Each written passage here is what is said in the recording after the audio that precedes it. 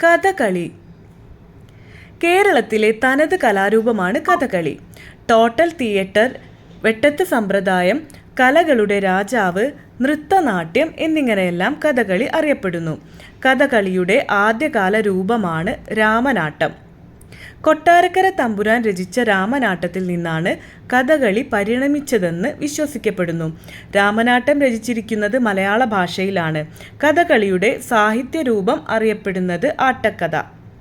കഥകളിക്ക് ഉപയോഗിക്കുന്ന സംഗീതമാണ് സോപാന സംഗീതം. ചെണ്ട, മദ്ദളം, ഇടയ്ക്ക, ഇലത്താളം, ചേങ്ങില എന്നിവ കഥകളി സംഗീതത്തിൽ ഉപയോഗിക്കുന്ന പ്രധാന വാദ്യോപകരണങ്ങളാണ്. 6 മുതൽ 8 മണിക്കൂർ വരെയാണ് ഒരു കഥകളി നാടകത്തിൻ്റെ പൂർണ്ണരൂപം അവതരിപ്പിക്കാൻ ആവശ്യമായ സമയം. കഥകളി മുദ്രകൾക്ക് അടിസ്ഥാനമായ ഗ്രന്ഥമാണ് ഹസ്തലക്ഷണ ദീപിക. ലക്ഷണ ദീപികയിൽ വിവരിച്ചിരിക്കുന്നത് 24 മുദ്രകളാണ്. ദേശീയ കഥകളി ദിനമായി ആചരിക്കുന്നത് ഒക്ടോബർ 16-ന്. പ്രധാന കഥകളി നാടകങ്ങളാണ് കല്യാണ സൗഗന്ധികം, നളചരിതം, ഉത്തരാ സ്വയംവരം, ദുര്യോധനപദം, ബാലിവധം, സന്താന ഗോപാലം. കഥകളിയിലെ വേഷങ്ങൾ. പച്ച, സാത്വിക കഥാപാത്രത്തെ പ്രതിനിധീകരിക്കുന്ന കഥകളിയിലെ വേഷമാണ് പച്ച. ഉദാഹരണം ഇന്ദ്രൻ, അർജുനൻ. കരി, രാക്ഷസ കഥാപാത്രങ്ങളെ പ്രതിനിധീകരിക്കുന്ന കഥകളിയിലെ വേഷമാണ് കരി. കത്തി, ദുഷ്ട കഥാപാത്രങ്ങളെ പ്രതിനിധീകരിക്കുന്ന കഥകളിയിലെ വേഷമാണ് കത്തി. ഉദാഹരണം രാവണനും കംസനും. മിനുക്ക്, സ്ത്രീകളെയും മുനിമാരെയും അവതരിപ്പിക്കുന്ന കഥകളിയിലെ വേഷമാണ് മിനുക്ക്. താടി. താടി 3 വിധത്തിലുണ്ട്: വെളുത്ത താടി, ചുവന്ന താടി, കറുത്ത താടി. വെളുത്ത താടി മനുഷ്യാതീതമായി കഴിവുള്ള ഹനുമാനെ പോലെയുള്ള കഥാപാത്രങ്ങളെ പ്രതിനിധീകരിക്കുന്നു. ചുവന്ന താടി ദുഷ്ട കഥാപാത്രത്തെ പ്രതിനിധീകരിക്കുന്നു. കറുത്ത താടി വേടന്മാരെയും നായാട്ടുകാരെയും പ്രതിനിധീകരിക്കുന്നു. കഥകളിയിലെ പ്രധാന ചടങ്ങുകൾ. കേളികൊട്ട്. കഥകളിയുണ്ട് എന്ന് ദേശവാസികളെ അറിയിക്കുന്ന ചടങ്ങാണ് കേളികൊട്ട്. അരങ്ങുകേളി. കഥകളി തുടങ്ങി എന്ന് അറിയിക്കുന്ന ചടങ്ങാണ് അരങ്ങുകേളി. തോടയം അഥവാ ഇഷ്ടദേവത പൂജ. 2 മിനുക്ക് വേഷങ്ങൾ തിരശീലയ്ക്ക് പിന്നിൽ നിന്ന് ഗായകർ ചൊല്ലുന്ന ഈശ്വര സ്തുതികൾക്കനുസരിച്ച് നൃത്തം ചെയ്യുന്നതിനെ തോടയം എന്ന് പറയുന്നു. വന്ദന ശ്ലോകം. പൊന്നാനി എന്ന പ്രധാന പാട്ടുകാരനും ശിങ്കിടി എന്ന 2ാം പാട്ടുകാരനും ചേർന്ന് പാടുന്നതിനെ വന്ദന ശ്ലോകം എന്ന് പറയുന്നു. പുറപ്പാട്. ഒരു പുരുഷവേഷവും സ്ത്രീവേഷവും തിരശീല നീക്കി രംഗപ്രവേശം ചെയ്യുന്ന പ്രാർത്ഥനോപരമായ ചടങ്ങാണ് പുറപ്പാട്. ധനാശി. കഥകളി അവതരണത്തിലെ പ്രധാന ചടങ്ങാണ് ധനാശി. തിരനോട്ടം. കഥകളി തുടങ്ങുമ്പോൾ ആദ്യമായി ആലപിക്കുന്ന ഗാനം. കഥകളിക്ക് വേഷമണിയുന്നതിന് ചുട്ടിക്കുത്ത് എന്ന് പറയുന്നു. രാമനാട്ടത്തിൻ്റെ ഉപജ്ഞാതാവ് കൊട്ടാരക്കര തമ്പുരാൻ. കൃഷ്ണനാട്ടത്തിൻ്റെ ഉപജ്ഞാതാവ് മാനവദേവൻ രാജാവ്. കഥകളിയുടെ ഉപജ്ഞാതാവ് കോട്ടയത്ത് തമ്പുരാൻ. കഥകളി അവതരിപ്പിക്കുമ്പോൾ ഉപയോഗിക്കുന്ന വിളക്കാണ് ആട്ടവിളക്ക്, കഥകളി വിളക്ക്, അതുമല്ലെങ്കിൽ കളിവിളക്ക്. കഥകളിയിലെ പ്രസിദ്ധമായ ഒരു അഭിനയ മുഹൂർത്തമാണ് ഏകലോചനം. ഒരു കണ്ണിൽ കോപവും മറുകണ്ണിൽ ശോകവും ഒരേ സമയം പ്രകടമാകുന്ന അഭിനയമാണ് ഏകലോചനം. ആംഗിക പ്രാധാന്യമുള്ള കലാരൂപമാണ് കഥകളി. കഥകളി എന്ന പുരുഷ മേധാവിത്വ കലാരൂപത്തിലേക്ക് കടന്നുവന്ന ആദ്യ വനിതയാണ് ചവറ പാറുക്കുട്ടി. ചവറ പാറുക്കുട്ടിയുടെ ജീവിതത്തെ ആസ്പദമാക്കി പുറത്തിറങ്ങിയ ഡോക്യുമെൻ്ററിയാണ് ചവറ പാറുക്കുട്ടി കഥകളിയിലെ സ്ത്രീപർവം. കഥകളിയിൽ ഉപയോഗിക്കുന്ന പ്രധാന രാഗങ്ങൾ: സാമന്തലഹരി, ഇന്തളം, പുറനീര്, മാരതനാശി, എരിക്കിലകാമോദരി, ഖണ്ഡാരം, ഫടി. കഥകളിയിൽ ഉപയോഗിക്കുന്ന താളങ്ങളാണ് ചെമ്പട, പഞ്ചാരി, മുറിയടന്ത, അടന്ത, ത്രിപുട, ചാമ്പ, ഏക. കഥകളി. കേരളത്തിലെ തനത് കലാരൂപമാണ് കഥകളി. ടോട്ടൽ തിയേറ്റർ, വെട്ടത്ത് സമ്പ്രദായം, കലകളുടെ രാജാവ്, നൃത്തനാട്യം എന്നിങ്ങനെയെല്ലാം കഥകളി അറിയപ്പെടുന്നു. കഥകളിയുടെ ആദ്യകാല രൂപമാണ് രാമനാട്ടം. കൊട്ടാരക്കര തമ്പുരാൻ രചിച്ച രാമനാട്ടത്തിൽ നിന്നാണ് കഥകളി പരിണമിച്ചതെന്ന് വിശ്വസിക്കപ്പെടുന്നു. രാമനാട്ടം രചിച്ചിരിക്കുന്നത് മലയാള ഭാഷയിലാണ്. കഥകളിയുടെ സാഹിത്യരൂപം അറിയപ്പെടുന്നത് ആട്ടക്കഥ. കഥകളിക്ക് ഉപയോഗിക്കുന്ന സംഗീതമാണ് സോപാന സംഗീതം. ചെണ്ട, മദ്ദളം, ഇടയ്ക്ക, ഇലത്താളം, ചേങ്ങില എന്നിവ കഥകളി സംഗീതത്തിൽ ഉപയോഗിക്കുന്ന പ്രധാന വാദ്യോപകരണങ്ങളാണ്. 6 മുതൽ 8 മണിക്കൂർ വരെയാണ് ഒരു കഥകളി നാടകത്തിൻ്റെ പൂർണ്ണ രൂപം അവതരിപ്പിക്കാൻ ആവശ്യമായ സമയം. കഥകളി മുദ്രകൾക്ക് അടിസ്ഥാനമായ ഗ്രന്ഥമാണ് ഹസ്തലക്ഷണ ദീപിക. ലക്ഷണ ദീപികയിൽ വിവരിച്ചിരിക്കുന്നത് 24 മുദ്രകളാണ്. ദേശീയ കഥകളി ദിനമായി ആചരിക്കുന്നത് ഒക്ടോബർ 16-ന്. പ്രധാന കഥകളി നാടകങ്ങളാണ് കല്യാണ സൗഗന്ധികം, നളചരിതം, ഉത്തരാ സ്വയംവരം, ദുര്യോധനപദം, ബാലിവധം, സന്താന ഗോപാലം. കഥകളിയിലെ വേഷങ്ങൾ. പച്ച സാത്വിക കഥാപാത്രത്തെ പ്രതിനിധീകരിക്കുന്ന കഥകളിയിലെ വേഷമാണ് പച്ച. ഉദാഹരണം ഇന്ദ്രൻ, അർജുനൻ. കരി രാക്ഷസ കഥാപാത്രങ്ങളെ പ്രതിനിധീകരിക്കുന്ന കഥകളിയിലെ വേഷമാണ് കരി. കത്തി ദുഷ്ട കഥാപാത്രങ്ങളെ പ്രതിനിധീകരിക്കുന്ന കഥകളിയിലെ വേഷമാണ് കത്തി. ഉദാഹരണം രാവണനും കംസനും. മിനുക്ക് സ്ത്രീകളെയും മുനിമാരെയും അവതരിപ്പിക്കുന്ന കഥകളിയിലെ വേഷമാണ് മിനുക്ക്. താടി 3 വിധത്തിലുണ്ട്. വെളുത്ത താടി, ചുവന്ന താടി, കറുത്ത താടി.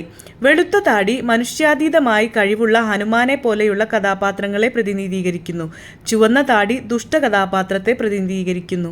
കറുത്ത താടി വേടന്മാരെയും നായാട്ടുകാരെയും പ്രതിനിധീകരിക്കുന്നു. കഥകളിയിലെ പ്രധാന ചടങ്ങുകൾ. കേളികൊട്ട് കഥകളിയുണ്ട് എന്ന് ദേശവാസികളെ അറിയിക്കുന്ന ചടങ്ങാണ് കേളികൊട്ട്. അരങ്ങുകേളി കഥകളി തുടങ്ങി എന്ന് അറിയിക്കുന്ന ചടങ്ങാണ് അരങ്ങുകേളി. തോടയം അഥവാ ഇഷ്ടദേവത പൂജ. 2 മിനുക്ക് വേഷങ്ങൾ തിരശീലയ്ക്ക് പിന്നിൽ നിന്ന് ഗായകർ ചൊല്ലുന്ന ഈശ്വര സ്തുതികൾക്കനുസരിച്ച് നൃത്തം ചെയ്യുന്നതിനെ തോടയം എന്ന് പറയുന്നു. വന്ദന ശ്ലോകം. പൊന്നാനി എന്ന പ്രധാന പാട്ടുകാരനും ശിങ്കിടി എന്ന 2ാം പാട്ടുകാരനും ചേർന്ന് പാടുന്നതിനെ വന്ദന ശ്ലോകം എന്ന് പറയുന്നു. പുറപ്പാട് ഒരു പുരുഷവേഷവും സ്ത്രീവേഷവും തിരശീല നീക്കി രംഗപ്രവേശം ചെയ്യുന്ന പ്രാർത്ഥനോപരമായ ചടങ്ങാണ് പുറപ്പാട്.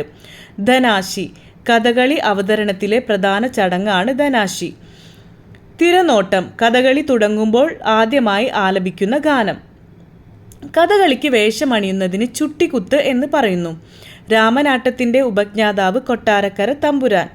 കൃഷ്ണനാട്ടത്തിൻ്റെ ഉപജ്ഞാതാവ് മാനവദേവൻ രാജാവ്.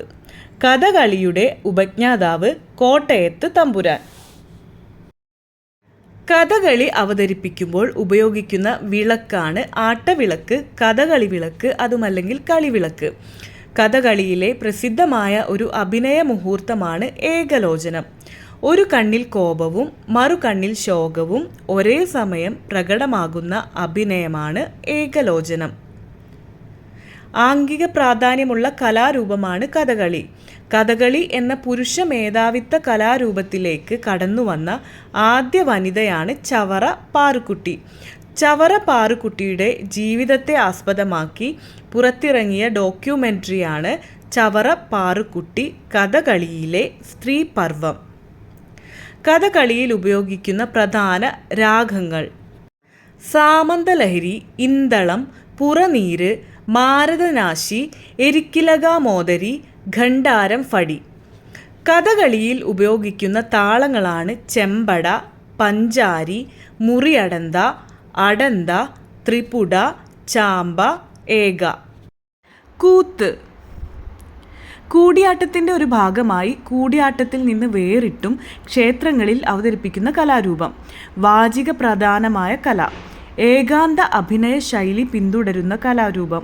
കൂത്തിന് ഉപയോഗിക്കുന്ന സംഗീത ഉപകരണം മിഴാവ്. മോഹിനിയാട്ടം ക്ലാസിക്കൽ പദവി ലഭിച്ച നൃത്തരൂപം. ലാസ്യ നൃത്ത ശൈലിക്ക് ഊന്നൽ നൽകുന്ന നൃത്തരൂപം. കേരളത്തിൽ ഉത്ഭവിച്ച കലാരൂപമാണ് മോഹിനിയാട്ടം. മലയാളത്തിലെ ഒരേയൊരു ശാസ്ത്രീയ സ്ത്രീ നൃത്തകല. ദേവദാസി സമ്പ്രദായത്തിൽ നിന്ന് ഉടലെടുത്ത് പിന്നീട് ക്ലാസിക്കൽ പദവിയിലേക്ക് ഉയർത്തപ്പെട്ട നൃത്തരൂപമാണ് മോഹിനിയാട്ടം. മോഹിനിയാട്ടത്തിൻ്റെ മാതാവ് കല്യാണിക്കുട്ടി അമ്മയാണ്. മോഹിനിയാട്ടത്തിൽ ഉപയോഗിക്കുന്ന സംഗീതം കർണാട്ടിക് സംഗീതം. മോഹിനിയാട്ടത്തിൻ്റെ അവതരണക്രമം ചൊൽക്കൊട്ട്, ജാതി, സ്വരം, വർണ്ണം, പദം, തില്ലാന എന്നിവയാണ്. മോഹിനിയാട്ടത്തിൻ്റെ പ്രമാണമായി കണക്കാക്കുന്ന കൃതിയാണ് വ്യവഹാരമാല. വ്യവഹാരമാല എഴുതിയത് മഴമംഗലം നാരായണൻ നമ്പൂതിരിയാണ്. വ്യവഹാരമാല എഴുതിയ വർഷം 1709.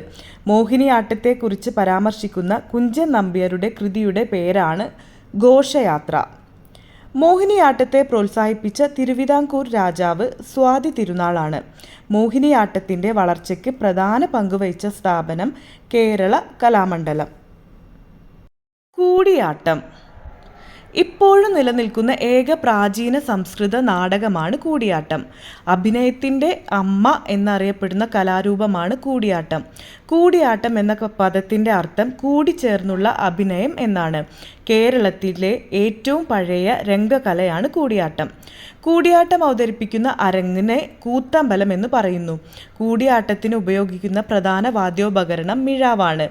പൂർണ്ണ ഒരു കൂടിയാട്ടം അവതരിപ്പിക്കാൻ വേണ്ട സമയം 41 ദിവസമാണ്.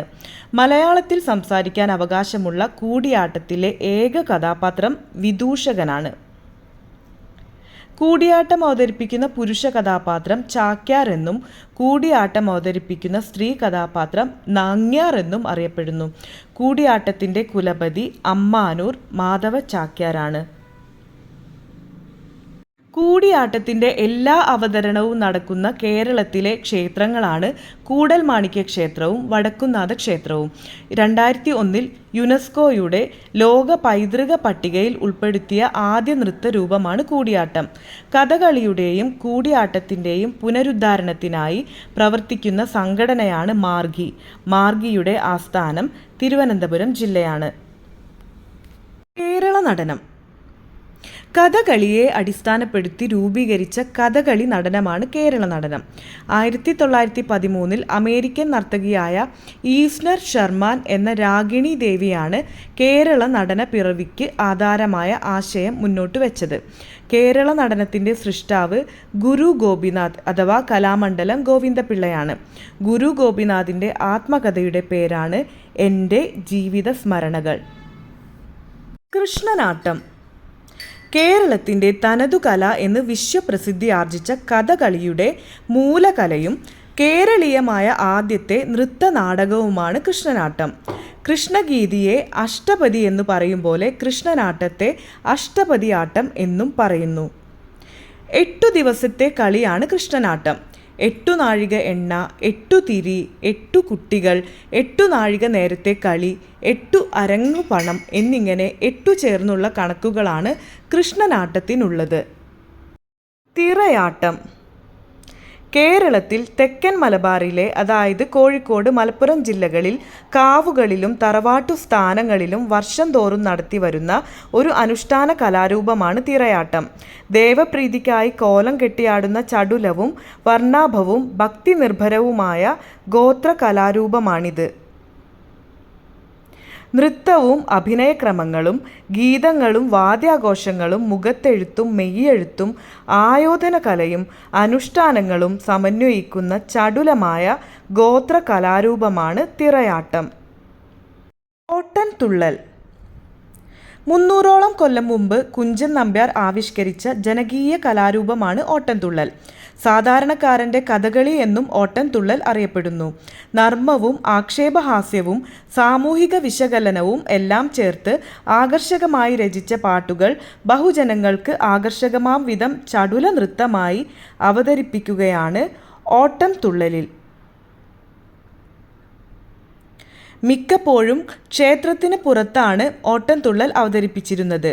ചാക്യാർ കൂത്തിനു പകരമായാണ് ഓട്ടൻതുള്ളൽ കുഞ്ചൻ നമ്പ്യാർ അവതരിപ്പിച്ചത്.